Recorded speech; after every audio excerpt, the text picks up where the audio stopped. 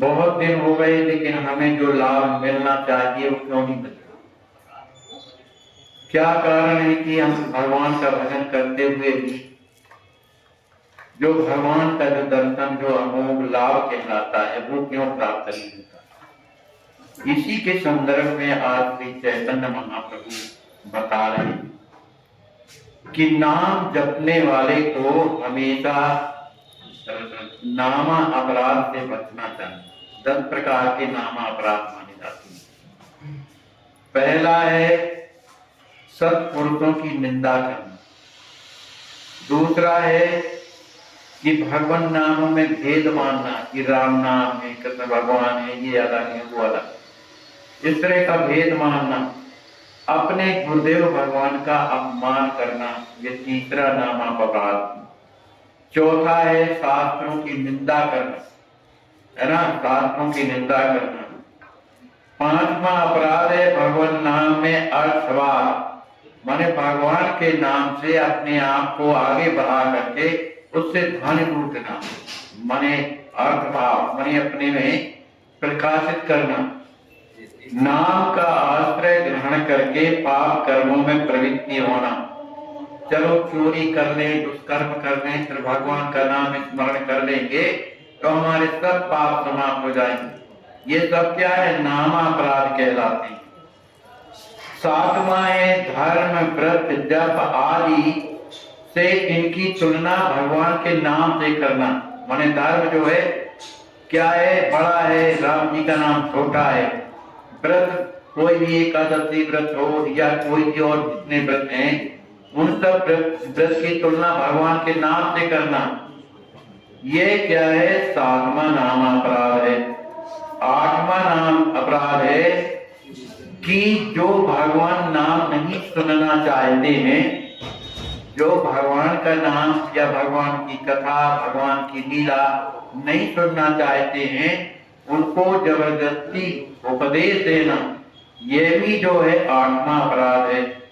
9वां अपराध है कि नाम का महत्व न समझ करके, किसी चीज का महत्व हमारी समझ में नहीं आ रहा है, भाई नाम का क्या प्रभाव है, क्या महत्व है, उस महत्व को न समझने के कारण राम जी के नाम में प्रेम ना होना, ये जो है 9वां अपराध है। 10वां क्या है? अहंकार, ममकार और रात दिन भोगों में लगे रहना, ये 10वां अपराध। तो जब इन 10 अपराधों से बच करके और जब हम भगवान का नाम स्मरण करेंगे, तभी हमारे जीवन की तरक्की होगी, नहीं होगी। कभी भी साधु संत वैष्णव कोई भी हो, उनकी निंदा नहीं करनी चाहिए।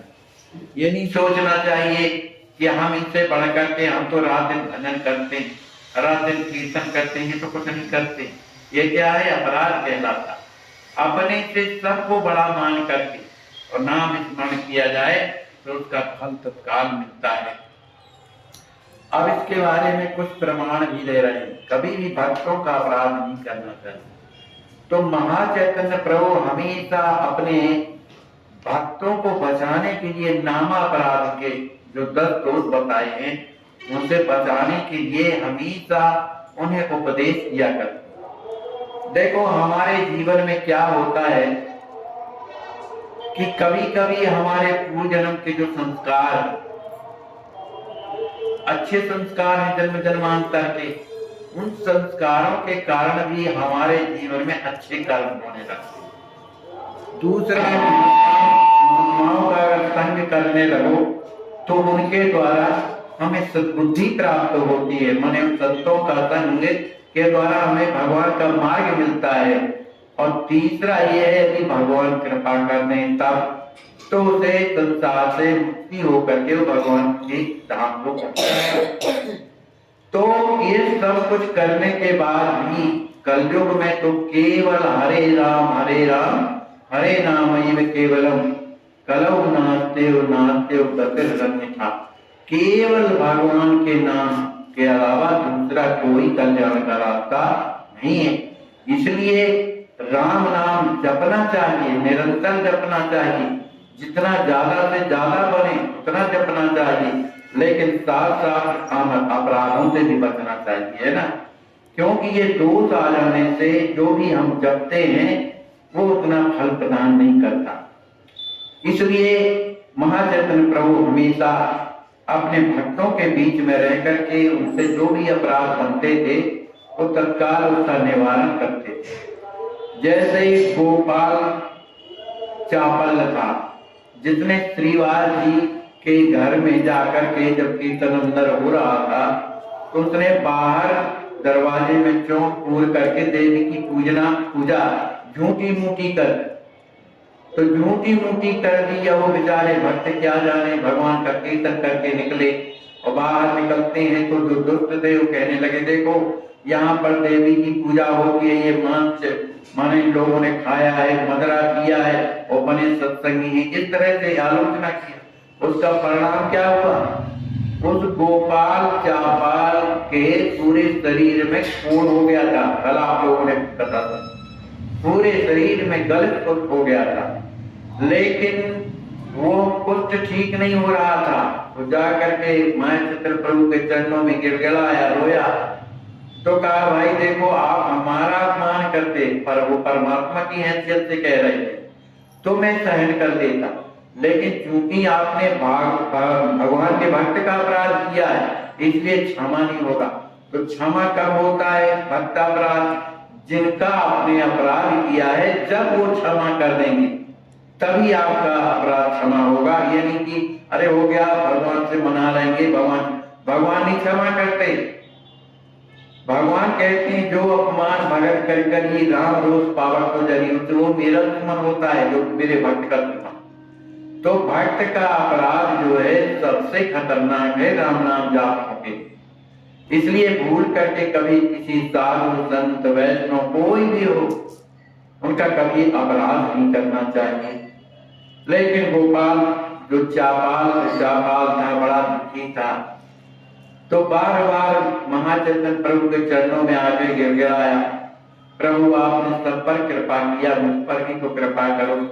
ये गलत कुछ मुझे रात दिन चैन से बैठने नहीं देता है, इतनी दुर्गंधी आती है, कीड़े पड़ते हैं, अब तो मुझ पर कृपा करो। महाचैतन्य प्रभु ने कहा भाई हम तुम्हें उपाय बता सकते, तुम हमारी बात को मानो, हम तो कृपा नहीं कर सकते क्योंकि भक्त का अपराध है। जो अपराध भगत कर करी राम रोष पावक हो जाए तो उसे भक्त ही क्षमा कर सकते हैं। इसलिए आप जाकर के जिनका तुमने अपराध श्रीवास जी का किया है उन्हीं के चरणों में जाकर के प्रार्थना करो, और जब वो क्षमा कर देंगे तो तुम्हारा ये अपराध ठीक बने। तो बेचारा मरता काहे न करता, जब अत्यंत कष्ट हुए, शरीर में वेदना हो रही है, शरीर जल रहा है, बड़ा कष्ट होता है गलत कुष्ठ में, तो बेचारा किसी तरह से जाता है उनके चरणों में दूर से पढ़ के प्रणाम करता है, मुझे क्षमा कर दीजिए, मैंने आपका अपराध किया है। लेकिन जो संत महात्मा महापुरुष होते हैं उनके हृदय में ये बातें नहीं रहती। अरे कहा भैया हमारा कौन सा अपराध किया भाई, है ना, आपने कोई हमारा अपराध नहीं किया है, और आपने जो भी हमारे घर दरवाजे में किया है इस बात का भी मुझे कोई दुख नहीं है। लेकिन अगर महाचैतन्य प्रभु ने यदि आपको मेरे पास भेजा है कि उसे क्षमा याचना करो, तो आप मेरे पास आए हैं तो मैं आपको क्षमा भी करता हूँ, यद्यपि आपने मेरा कोई अपराध नहीं किया। इस तरह से कह करके, और श्रीवास जी ने जैसे ही उसको अपने हृदय से लगाया उसका कोण अपने आप समा। एक कलयुग की बातें हैं, प्रत्यक्ष घटनाएं।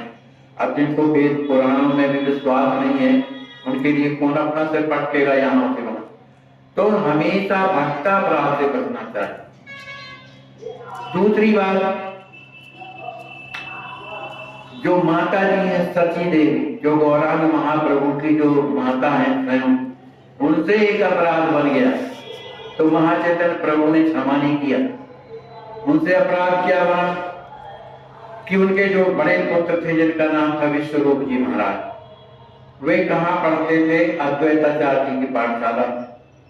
अब चूंकि वे जो विश्वरूप थे वो पढ़ने में भी होशियार थे, स्वरूप में भी बड़े अच्छे थे, कोई एक बात समझा दो कठिन से कठिन बात को तो उनके अंदर इतनी मेधा शक्ति थी जो एक ही बार में समझ लेते थे। तो अद्वैताचार्य जी सोचते थे कि ये बालक अगर बढ़िया बन जाए, क्योंकि होता है जो अपने अनुकूल होता है तो लगता है ये बढ़िया बने, तो बढ़िया पढ़ाया करते थे, उसका भी मन लगता था विश्वरूप का, हमेशा विद्यालय में रहते थे, गुरुदेव की सेवा करते थे। जब दोपहर का समय होता था तो माता जी निमाई को भेजती कि जाके भैया बड़े भैया को बुला के ले आओ, उसे तो भोजन तक की चिंता नहीं रहती, वे जाते थे बुला करके लाते। तो इस तरह होनहार बालक को देखकर श्री अद्वैताचार्य महाराज उन्हें योग वशिष्ठ कोई ग्रंथ होता है उसका पाठ पढ़ा रहे, जिसमें त्याग, बैराग, संसार क्या है, इस तरह की स्थितियां। तो उसके मने विश्वरूप के हृदय में यही भावना लग गई कि अब मुझे संसार में न रह करके परमात्मा पथ में चलना है। माने उनके हृदय में संसार से एकदम उदासीनता होने लगी। और कुछ दिनों के बाद हुआ भी यही कि विश्वरूप घर द्वार छोड़ करके चले गए। अब देखो माँ है लेकिन अपराध बन रहा है, माने कितना सूक्ष्म बात है कि अपराध बन रहा है। तो अपराध क्या बना, माता जी सोचने लगी कि अगर मेरा विश्वरूप अगर अद्वैताचार्य की पाठशाला में न जाता तो ये कभी सन्यासी नहीं बन सकता, क्योंकि अद्वैताचार्य जी ने ऐसा पाठ पढ़ाया है उसको कि उसे घर भी अच्छा नहीं लगता रहा है, और ये स्कूल में ही दिन रात पढ़ता रहता है। और पढ़ते पढ़ते वो इतना जब होशियार हो गया, यौवन अवस्था आ गई, तो उसने घर द्वार छोड़ करके और संन्यास ग्रहण कर लिया। इसमें सारी करतूत किसकी थी, अद्वैताचार्य, ये मन में उनके भाव। अब हुआ ये कि जब निमाई बड़े हुए तो कहने लगे माता जी अब हम भी पढ़ने जाएंगे अद्वैताचार्य के। अरे कहा बेटा पढ़ने लिखने में कुछ नहीं रखा है, क्या करेगा पढ़ लिख करके, तेरा भाई पढ़ लिख करके और क्या किया उसने, सन्यासी हो गया, जंगल में चला गया, किसी काम का तो ना रहा मेरे। अरे बेटा तू पढ़ना ना कर, बिल्कुल घर में रहा, जो करना हो तेरे को, जो खाना हो, जो पत्रों करना हो तो घर में कर, आगे पढ़ने नहीं जाना, पढ़ने से कुछ नहीं। तो आखिर महाचैतन्य प्रभु ने ऐसी ऐसी लीलाएं की, वो पिछले वर्णन में आप लोगों ने सुना है कि पागलों जैसे घूमते रहते थे, अनेक प्रकार की छोटी ऊटी जितने हंडिया रहती थी, पहले भोजन बनते थे ना हंडिया, उसको जब बैठ ऊपर रख लेते थे, उसी के ऊपर बैठ कर बजाते रहते थे, कहीं कुछ ले आते थे, माने परेशान करते रहते थे। तो माता ने देखा कि बताओ ये जो अशुद्ध हड्डियां कहलाती है इसके ऊपर ये बैठा है, अब इस तरह से करता है, क्या किया जाए। तो और भी माताओं के साथ में जो स्त्रियां थी, कहा इसमें माता जी तुम्हारी गलती है, अरे वो जब पढ़ने जा रहा है तो उसको पढ़ने क्यों नहीं देती, और जब ना पढ़ेगा तो यही तो करेगा। तो वो भी हाँ में हाँ कहा, ये माता जी सही कह रही, आप ही बताओ, और जब मैं पढ़ूंगा नहीं तो यही ना करूंगा और क्या करूंगा। तो किसी तरह से उनको पढ़ने जाने के लिए अनुमति दिया। तो वो भी बड़ी डर डर करके उनके माने पाठशाला में जाते थे पढ़ने के लिए। फिर भी माता जी डरती रहती थी कि ये भी हमारा लड़का पाठशाला जाएगा और पढ़ करके जब तैयार होगा तो ये भी सन्यासी हो जाएगा। इसमें सारी करतूत किसकी है, श्री अद्वैताचार्य, माने दोनों में लांछन लगा। अब इस तरह की स्थिति में ये किसी से कहती नहीं, वो जानती थी कि मेरा पुत्र थोड़ी में नाराज हो जाता है। एक दिन वो घर में विचार करने लगी कि मेरा निमाई इतना सीधा है, मेरी हर बात को मानता है, लेकिन इसका मन एकदम बहिर्मुखी होता जा रहा। पाठशाला में रहेगा, पाठशाला के बाद में कहीं कीर्तन में जाएगा, कहीं कथा सुनाएगा, कहीं कुछ और तो और छोड़ो, मुझे तो लगता है कि मेरे घर में तो नाती तक नहीं आएगा, क्योंकि ये मैंने बहू से बात भी नहीं करता है, अब मेरा घर ही उजड़ जाएगा। इस तरह से बड़ी दुखी रहती थी, लेकिन किसी तरह से कह नहीं पाती। एक दिन सभी कोई माता जी के यहाँ से जाते रहे, तो माता जी को दुखी देख करके लोगों ने पूछा, श्रीवास जी वगैरह ने, कि माता जी आप बड़ी दुखी रहती है, कारण क्या है बताओ। अब कैसे कह दें, अद्वैताचार्य जी तो माने गौरांग महाप्रभु के पिताजी के मित्र थे, उनसे भी बढ़कर के उम्र में थे। अब क्या कहें, लेकिन जब हृदय की वेदना है वो कहीं ना कहीं तो निकल जाती। कहा मुझे तो एक ही दुख है कि मेरा एक लड़का था विश्वरूप, जब होनहार हुआ तो अद्वैताचार्य जी की पाठशाला में पढ़ता था, तो वहीं से बाहर जाकर के समझा। अब ये दूसरा भी ये पढ़ता है, दिन भर वहीं रहता है, फिर आपके घर में जाता है तो कीर्तन करता है, कहीं कुछ भी करता है।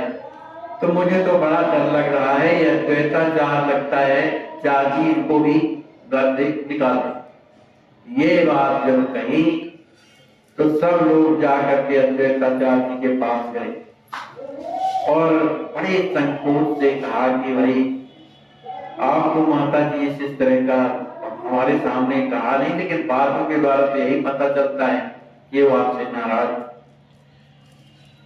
लेकिन अद्वैताचार्य जी तो आचार्य ठहरे, पूरे वेदों के ज्ञानी थे, सत्य विद्वान थे। कहा ये तो जगत माता है, कुछ भी कह सकती है, और जो भी कहती सही तो है। लेकिन मैंने विश्वरूप को भगाया थोड़ी, मैं तो उसे शिक्षा दे रहा था। लेकिन अगर वो संसार से अलग होकर के और भगवान के रास्ते में चला गया तो कौन सा समय हो गया है, उससे तो 21 पीढ़ी माता जी की तर जाएंगी। मैंने वैसे कोई बुरा नहीं किया, ये बात है। अब एक दिन की बात है कि महाचैतन्य प्रभु रोजाना श्रीवास जी के यहाँ तो जाते थे, कीर्तन होते, लेकिन आज इन्हें जाते ही भावावेश हो गया। तो सिंहासन में जो मूर्तियां रखी हुई थी उनको उन्होंने हटाया और उसी सिंहासन पर विराज गए और बड़े हुंकारी देकर के कहने लगे, भाई सुनो, आप लोग सब मेरे पास आओ, बोलो तुम्हें क्या चाहिए, वरदान मैं देने के लिए आया, बोलो तुम्हें क्या चाहिए। तो किसी ने कहा कि हमारे पिताजी बड़े दुष्ट हैं, वे क्या करते हैं, कहते हो पान खाते हैं या बीड़ी पीते हैं, कुछ भी, तो उनकी ये आदत ठीक हो जाए। किसी ने कहा हमारी स्त्री की जो बुद्धि है बड़ी गड़बड़ है, तो उसकी बुद्धि ठीक हो जाए, इस तरह से वरदान मांग रहे। किसी ने कहा कि हमारा पुत्र तो हमारे कहने में ही नहीं है, इसलिए महाराज ये पुत्र की बुद्धि ठीक हो जाए और पढ़ने जाने लगे। इस तरह का जो भी लोग थे सब अपने अपने अनुरूप वरदान मांगे। लेकिन वहां पर सती माता जी भी बैठी, तो श्रीवास जी ने कहा कि आपकी माता जी भी यहाँ पर बैठी हुई है, इसलिए एक काम करिए, इनको भी कोई आशीर्वाद दे दीजिए। तो उन्होंने कहा कि भाई सब पर कृपा हो सकती है, पर माता जी के ऊपर कृपा नहीं, क्योंकि इन्होंने वैष्णव अपराध किया, इसलिए इनके ऊपर कृपा नहीं होगी। प्रभु ने कहा कुछ भी हो, वैष्णव का अपराध करने वाला चाहे कोई भी हो, वो क्षमा योग्य नहीं होती। तो बात क्या है, भगवान शंकर भी वैष्णव का यदि अपराध करते हैं तो अक्षम्य होता है। इसलिए माता जी तो किसी रूप में क्षम्य नहीं है।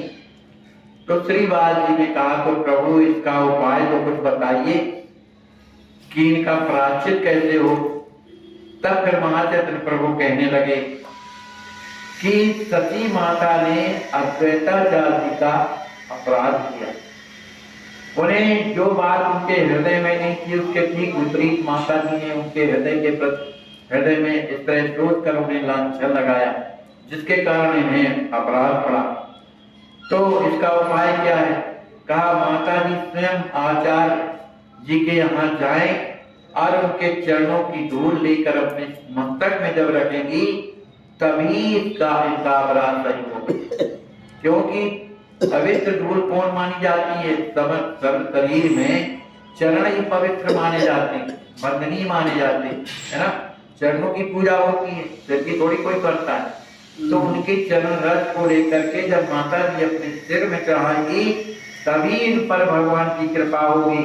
और भले उन्होंने मुझे जन्म दिया है फिर भी उनकी उस तरह की गति नहीं होगी, इस तरह का कह दिया। अब तो जितने लोग वहां बैठे थे, अब क्योंकि अद्वैताचार्य उधर रहते नहीं रहे तो शांतिपुर में रहते रहे, तो सभी लोग अद्वैताचार्य के पास जाते। कौन नहीं चाहता है कि चैतन्य महाप्रभु की माँ और इस तरह से अधर्म में पड़ी रहे, उनका कल्याण न हो। सभी जाते हैं, सभी कोई जा करके अद्वैताचार्य के चरणों में प्रणाम करते हैं। अद्वैताचार्य जी बड़े प्रसन्न होते हैं, आप लोगों ने बड़ी कृपा किया जो हमें दर्शन दिया, ये क्या बात है।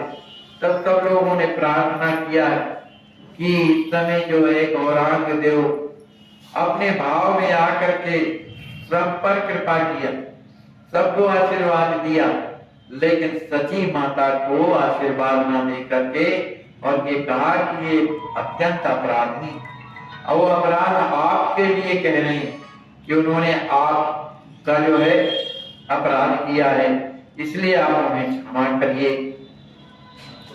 अद्वैताचार्य जी कहने लगे भाई वो जगन माता है और उसके सभी कोई पुत्र हैं, वो अपने पुत्रों को क्या नहीं कह सकती हैं, तो इसमें अपराध की क्या बात है भाई। माँ तो डांटेगी, फटकारेगी, कुछ भी कह सकती है।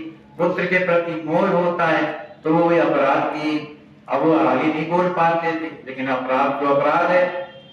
कहा मेरे हृदय में उनके प्रति सद्भाव है, मैं दुखी नहीं हूँ, वो मुझे कुछ भी कहें, मुझसे बड़ी है, माँ है, इस तरह से कहने लगी। इसी समय पर लोगों ने पूछा तो आपके हृदय में क्या भाव? कहा मेरे हृदय में कोई भाव नहीं है, वो मुझे जो है माँ के तुल्य, अब मैं माँ मानता हूँ। अब आप ही सोचिए उस माँ के प्रति मेरी क्या भावना हो। वो जो भी कुछ कहती हैं उनका वात्सल्य कहता है। इस तरह से बातें कर भी रहे थे कि वहां पर सची माता जी भी पहुंच गई। वहां पर उन्हें पता चला और जा करके रोती हुई आचार्य के चरणों में गिर गई। उनके चरणों की जो धूल थी वो अपने सिर में चढ़ा दिया। अब लोग जैसे चढ़ाया सभी कोई आए तो महाचैतन्य प्रभु ने कहा कि अब हमारी माता जी के ऊपर कृपा हो गई है, क्योंकि आचार्य प्रसन्न हो गए, इसलिए भक्ताराम इनका समाप्त हो गया। इसके बाद नवदीप में एक पंडित जी थे, उसका नाम था देवानंद पंडित। ये बड़े विद्वान, बड़े नियमी थे, बड़े संयमी थे और ये भागवत की कथा लड़कों को पढ़ाया करते थे। इनके पढ़ने के लिए बड़े बड़े दूर दूर से लोग लड़के पढ़ने के लिए आते थे, पढ़ाया करते थे और ये दूर दूर जाया भी करते थे कथा सुनाने के लिए। तो लड़के इनके बड़े आज्ञाकारी होते थे, सुंदर भागवत का प्रवचन भी करने लगते थे। लेकिन ये सब कुछ ज्ञान होते हुए भी देवानंद पंडित जी के हृदय में पूर्ण ज्ञान, भागवत का, वेद का, शास्त्र का, पुराण परम पंडित भी है, लेकिन उनके हृदय में एक कमी क्या थी? भगवान का प्रेम है ना। हमारे स्वामी जी ने प्रेम बंदी में लिखा है, व्यर्थ सबे प्रभु प्रेम बिना, गंगा जमुना खूब नहाया, चारों धाम बार बहुधाया, राम चरण रति पुरई न उपजी, काय भयो तन ताप। तो खूब गंगा जमुना खूब नहाए, अगर परिश्रम के अलावा क्या हाथ लगा अगर भगवान का प्रेम न आया। इसी तरह विद्वान हो गए, सब कुछ बन गए, लेकिन भगवान के प्रति प्रेम नहीं आया तो आपका पढ़ना व्यर्थ। इस बात उनके हृदय में प्रेम का अंकुर नहीं था। बाकी साधुओं में, संतों में, ब्राह्मणों में, सब में श्रद्धा रखते थे, अपने आचार से विचार से रहते थे, सब कुछ रहते। लेकिन महाचैतन्य प्रभु के गांव के अगल बगल में घूमते रहते थे। उनके हृदय में भावना आई कि ये भी अगर प्रेमी बन जाए तो इससे बढ़कर के क्या हो। संत जिसके प्रति कृपा सोच भर लें उसको बदलने में देरी नहीं लगती है, भगवान की कृपा हो जाती है। तो एक दिन की बात है कि देवानंद जी महाराज भागवत पढ़ाते पढ़ा रहे थे बालकों को, और पढ़ाते हुए देख करके चैतन्य महाप्रभु वहां से निकले तो उसे पढ़ाने की स्थिति में कहने लगे, अरे ओ पंडित, भागवत के अर्थों का अनर्थ क्यों कर रहा है? जो भागवत पढ़ा रहा है तो अर्थ का अनर्थ क्या कर, क्योंकि भागवत का अर्थ क्या है? भगवान का प्रेम। अनर्थ करता है तू भागवत के अर्थों को क्या जाने, मन तू जानता ही नहीं। अरे भगवान जो भागवत है साक्षात श्री कृष्ण का विग्रह है ना, इसलिए जिनके हृदय में भागवत के प्रति प्रेम नहीं, कृष्ण के प्रति प्रेम नहीं, वो भागवत को पढ़ाने से उसका लाभ क्या है? इस तरह का फटकार दिया। अब जब फटकार दिया, लेकिन विद्वान थे, विद्वान कभी बुराई नहीं मानते, तो विद्वान बड़े प्रसन्न हुए, चलो इनने कुछ समझाया तो हमें। तो चूंकि देवानंद विद्वान थे, वैष्णव थे, विरक्त थे, सब कुछ थे, शास्त्रज्ञ थे, लेकिन उनकी वाणी जो प्रभु ने उन्हें सुनाया वो बाणों जैसे, और वे दौड़ते दौड़ते महाचैतन्य प्रभु के चरणों में गिर गए। कहा, प्रभु आपने जो कुछ भी कहा सही कहा, मैं अर्थ का अनर्थ तो कर रहा था, ज्ञान के द्वारा बातों को समझा रहा था, लेकिन भागवत का अर्थ क्या है, जो प्रेम होना चाहिए वो मुझ में नहीं है। प्रभु अब आप ही कृपा करो जिससे मुझे प्रेम प्राप्त हो। उनके ऊपर भी उन्होंने कृपा कर दिया। अब तो उनका मन प्रेम में भरा रहता। देखो, जिस दिन हमारे हृदय में भगवान कृपा करके प्रेम का थोड़ा सा अंकुरण कर देते हैं, उस दिन कितना आनंद आता है भजन करने में। एक राम का नाम लेने में, मंत्र का नाम लेने में हृदय एकदम भरने लगता है। ऐसा हृदय जिसका निरंतर बना रहता हो, वो सोचो उसके हृदय में कितना आनंद भरा। तो आज जो है देवानंद जी बड़े प्रसन्न हो गए, उनके हृदय में प्रेम की उत्पत्ति हो गई। एक हृदयहीन जड़ बुद्धि वाला विद्यार्थी भी वो अगर प्रेमी बन जाता है तो महान। एक बार उन्होंने देवानंद जी को समझाया कि देखो, हमारे कहने का बुरा मत मान, हमारे जो श्रीवास जी थे आपकी कथा सुनने के लिए आए थे, कहीं हो रही है वो देवानंद जी की कथा सुनने के लिए आए, तो जैसे ही भागवत का प्रसंग उन्होंने चलाया, कुछ ऐसा प्रेम का प्रसंग आया, तो तुमने देखा था ना कि वो श्रीवास जी बेहोश होकर के वहीं पर गिर गए थे। आपने देखा था ना देवानंद जी जाकर, और आपने क्या किया कि अपने शिष्यों से उठवा करके उन्हें बाहर हटवा दिया कि व्यवधान कितना बड़ा अपराध लगाया। इसलिए आप उनसे क्षमा मांगिए, श्रीवास जी से, वो क्षमा कर देंगे, तभी आपके ऊपर भगवान की कृपा होगी, नहीं होगी। तो वो देवानंद जी महाराज वहीं तो बैठे थे, श्रीवास जी उनके चरणों में फूट फूट करके बोले, ये है विद्वता। विद्या ददाति विनयम, विद्या क्या देती है? विनम्रता देती।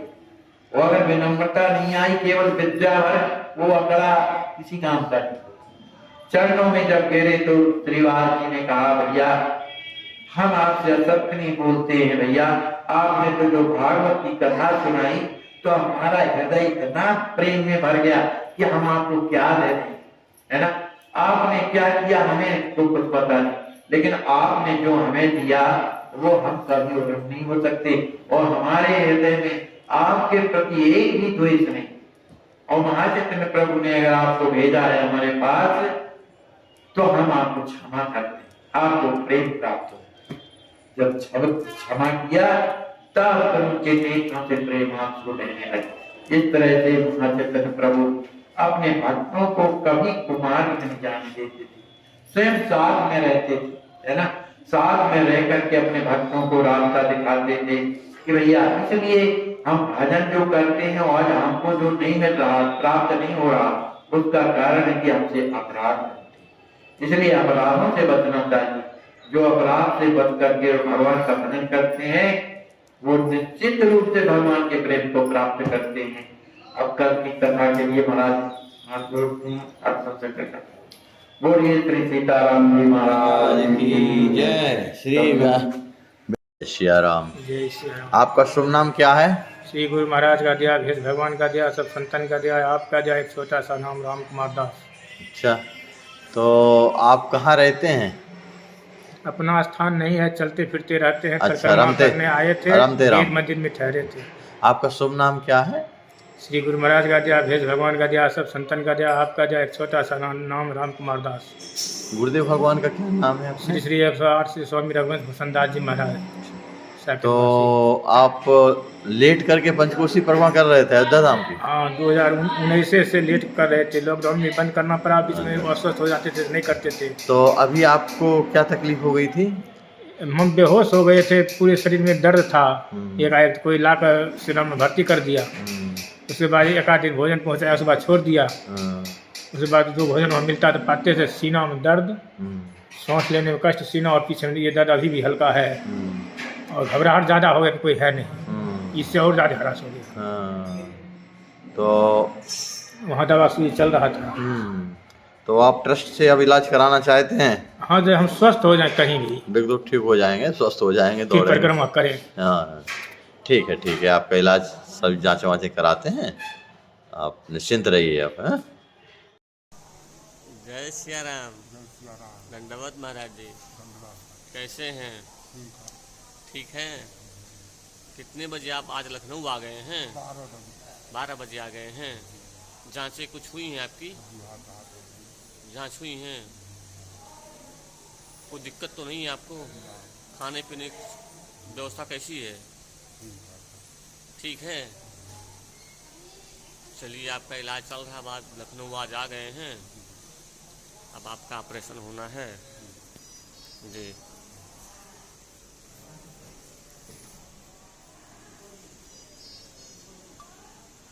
आप यह जो दृश्य देख रहे हैं, ऐसे आज भी हजारों लाचार वृद्ध अस्वस्थ हालात में पड़े हुए तड़पते ईश्वर अल्लाह से मना रहे हैं कि अब मैं जीना नहीं चाहता, सहा नहीं जाता, मुझे ले चलो। आइए, अगर आपके दिल में ऐसों के प्रति दर्द है तो ट्रस्ट के साथ मिलकर अपने अवकाश प्राप्त समय का दान देकर अपनी बौद्धिक योग्यता का, अपने धन का सच्चा सदुपयोग करके इनका दर्द मिटाएं और उस परम पिता परमेश्वर अल्लाह गॉड का प्यार प्राप्त करें। जिंदगी व संपत्ति तो एक दिन हमें छोड़ना ही है, तो क्यों ना हम अपने हाथ से ही उसका इन दुखियों की सेवा में सदुपयोग कर महान पुण्य के भागीदार बने। वैष्णव जन तो तेने कही जे पीड़ पराई जाने रे। वैष्णव जन तो। हाय, इनको कितना कष्ट है आज बाबा, हॉस्पिटल में। आपको ये लकवा मारा है, कितने दिन पहले मारा है? अपने को स्वयं इस जगह पे रख कर देखें, जब पैसा भी पास में ना हो और कोई अपना सहयोग करने वाला भी ना हो तो क्या होगा।